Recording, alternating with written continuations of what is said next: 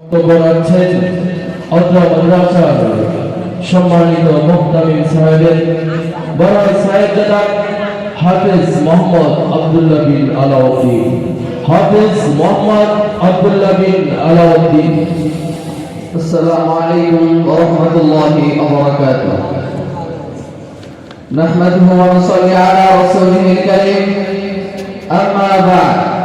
فأعوذ بالله من الشيطان الرجيم. بسم الله الرحمن الرحيم. يا أيها الذين آمنوا اتقوا الله وقولوا قولا سديدا.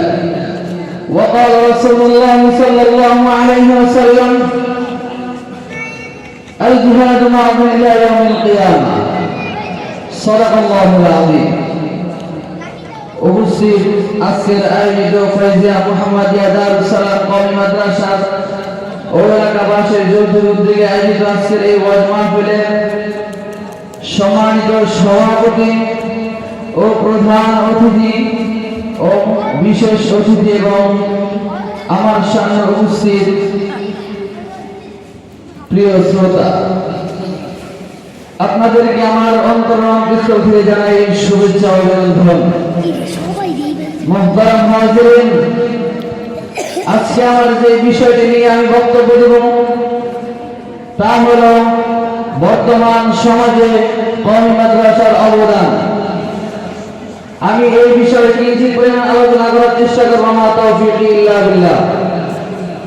মুহতারাম হাজিরিন, কওমি মাদ্রাসা শুধু একটি মাদ্রাসার নামই নয়, বরং এটি একটি ইতিহাস, যার নাম শুনলে হৃদয় পেটে ভেসে ওঠে রক্তে জ্বলা ইতিহাস। এই কওমি মাদ্রাসা শুরু হয়েছিল 1996 সালে, যখন ইংরেজরা ছলে কৌশলে ভারতবর্ষের মুসলমানদের হাত থেকে ক্ষমতা ছিনিয়ে নেওয়ার পর শুরু করে তাদের উপর, মুসলিমদের উপর জুলুম নির্যাতন। ঠিক সেই সময় এক আলেম আল্লামা কাসেম নাওয়াবী রাহমাতুল্লাহি আলাইহি, আল্লামা মাহমুদ হাসান দাওবন্দি রাহমাতুল্লাহি আলাইহি, আল্লামা রশিদ আহমদ গাঙ্গুহি রাহমাতুল্লাহি আলাইহি, আল্লামা শাহ ওলিউল্লাহ মুহাদ্দিস দেহলভী রাহমাতুল্লাহি আলাইহি, সেই যুগে সবাই মিলে সাহারানপুর নামক স্থানে, দেওবন্দ নামক স্থানে একটি মাদ্রাসা তৈরি করেন, যার নাম হল দারুল উলুম দেওবন্দ। ইতিহাস ঘাটলে দেখা যায় এই কওমি মাদ্রাসা যুগে যুগে অন্যায়ের প্রতিবাদ করে যাচ্ছে।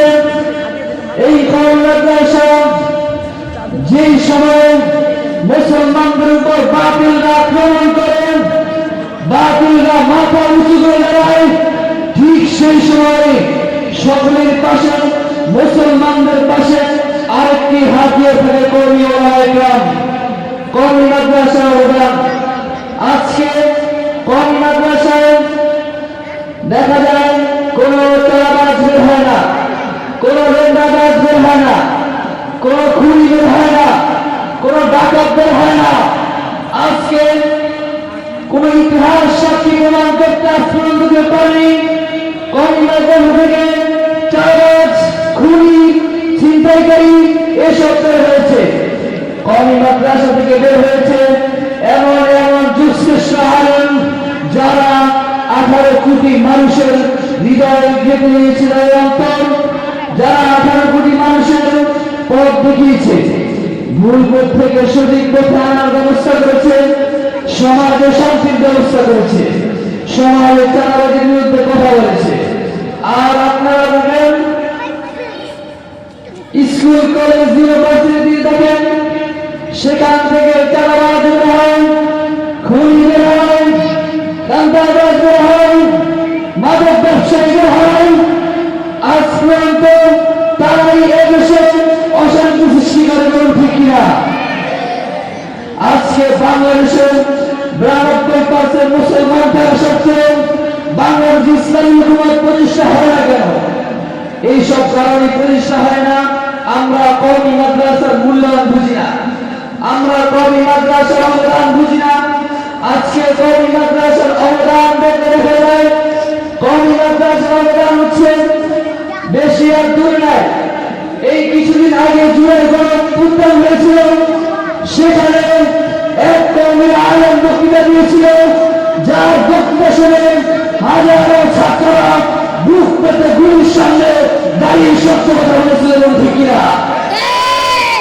আজকে এই কওমি মাদ্রাসার ইতিহাস আমরা ভুলে গিয়েছি, সেই কারণে আমাদের একটা দুর্দশা।